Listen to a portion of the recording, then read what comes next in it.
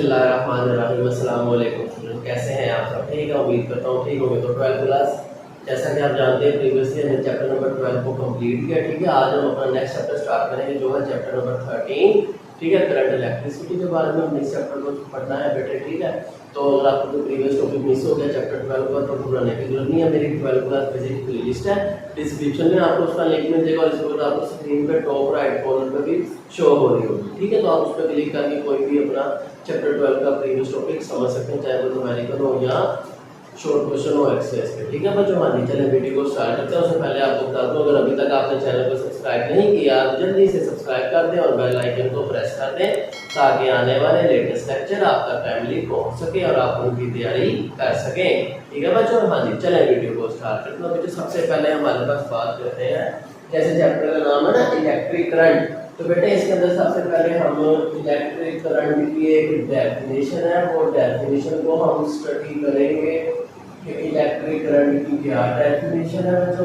ठीक है, चलो देखते हैं इसकी डेफिनेशन के बारे में। तो बेटे इसकी आपने मैट्रिक में डेफिनेशन पढ़ी थी, ये भी वही है कि rate of flow of electric charges through any cross sectional area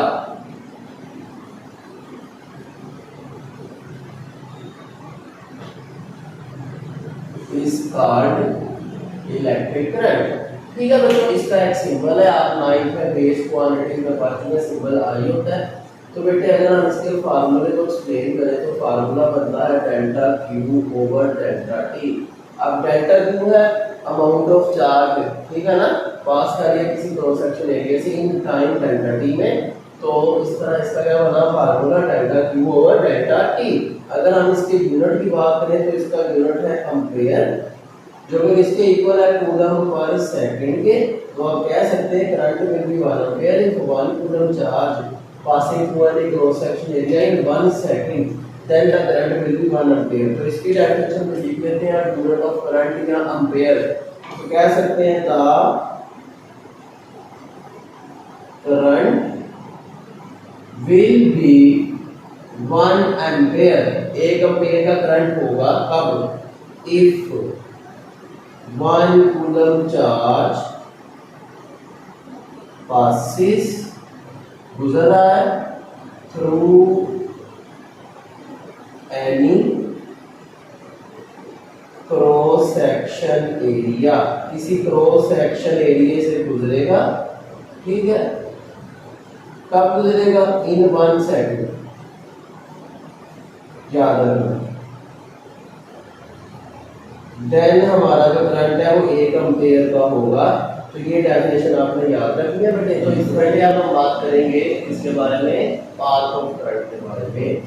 ठीक है, डायरेक्शन ऑफ करंट भी हम कह सकते हैं, डायरेक्शन ऑफ करंट।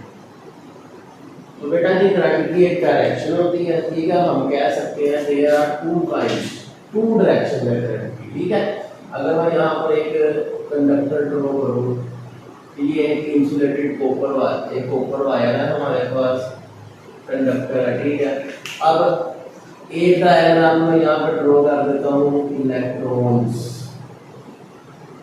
एक मैं ड्रॉ कर देता हूँ पॉजिटिव चार्ज कैरियर्स।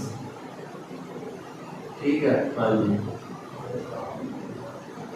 तो बेटे जैसे हम जानते हैं कि जो कंडक्टर है उसमें 2 तरह के पार्टिकल होते हैं, एक पॉजिटिव एक नेगेटिव। ठीक है, तो जिसमें नेगेटिव चार्ज मिसाल के तौर पे इस कंडक्टर को मैंने इस कॉपर वायर को कनेक्ट कर दिया है एक बार बैटरी के साथ।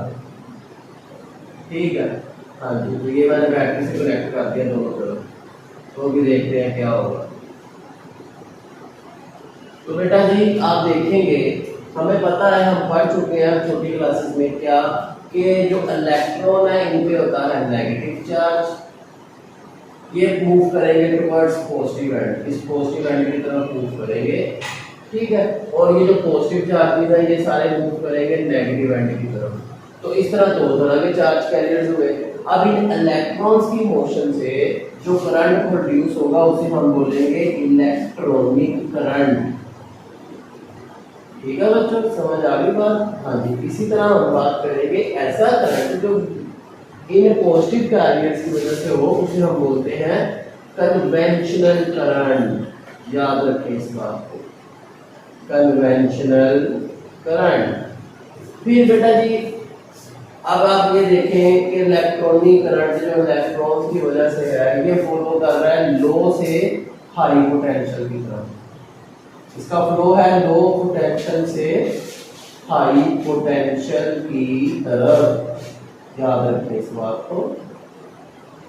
और जो ये वाला करंट है कन्वेंशनल, ये हाई से लो की तरफ जा रहा है। तो ये आपको तीन डिफरेंस इसके पता होने चाहिए। अगर शॉर्ट में डिफरेंस आपको आ जाए तो आप इतना लिख सकते हैं एटलीस्ट। ठीक है। हाँ, तो इस तरह हमारे पास ये भी एक इसका पार्ट क्लियर होता है। इसके बाद एक इसमें एक और शॉर्ट का क्वेश्चन बनता है जिसे हम कह सकते हैं ड्रिफ्ट वेलोसिटी।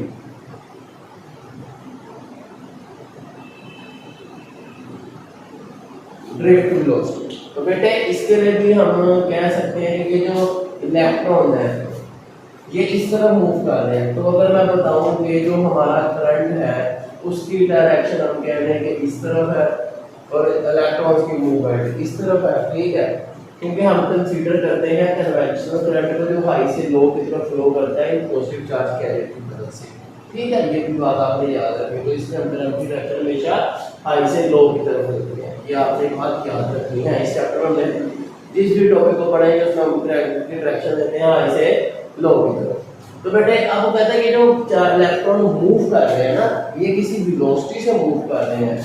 अब इनकी जो वेलोसिटी है उस वेलोसिटी को कहा जाता है ड्रिफ्ट वेलोसिटी। तो हम इसकी लिख सकते हैं कि द वेलोसिटी बाय विच, ऐसी वेलोसिटी जिससे इलेक्ट्रॉन्स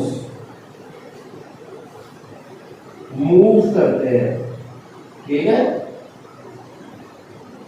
इन कंडक्टर, एक कंडक्टर में ऑपोजिट टू द, किसके ऑपोजिट है जी? डायरेक्शन ऑफ करंट के ऑपोजिट जा रहे हैं। To the direction of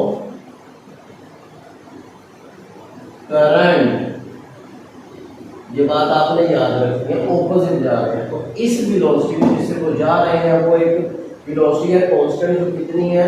drift velocity कहलाती है। और इसकी एक वैल्यू है बच्चों जिसको हम v कहते हैं वेलोसिटी, और d साथ छोटा सा लगा देते हैं। ड्रिफ्ट वेलोसिटी का ये सिंबल है और ये होती है 10⁻³ मीटर पर सेकंड। ये इलेक्ट्रॉन्स की वेलोसिटी होती है ड्रिफ्ट वेलोसिटी। ये एमसीक्यू से आपने याद रखना है। ठीक है बेटा?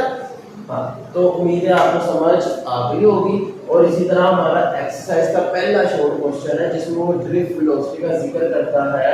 और ये मैंने आपको अपने एक्सरसाइज के शॉर्ट क्वेश्चन में इसकी वीडियो अपलोड कर दी है, उसमें आप देखेंगे कि ड्रिफ्ट वेलोसिटी का ना यहाँ पर हमने एक फॉर्मूला ड्राइव किया है कि ड्रिफ्ट वेलोसिटी जो है जनाब ये इक्वल होती है, कुछ इसके फैक्टर्स होते हैं।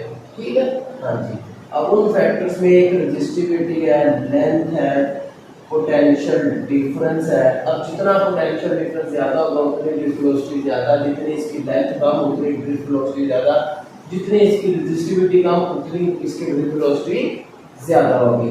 और यहाँ पर आ जाएगा हमारे पास, यहाँ पर ये आपने याद रखना है। ठीक है, तो ये फार्मूला है।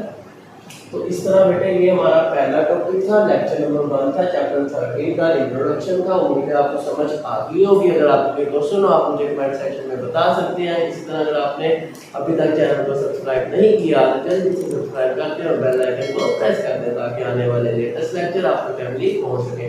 तो चलिए मिलते हैं आपसे नेक्स्ट वीडियो में। सी यू देन, अल्लाह हाफिज़।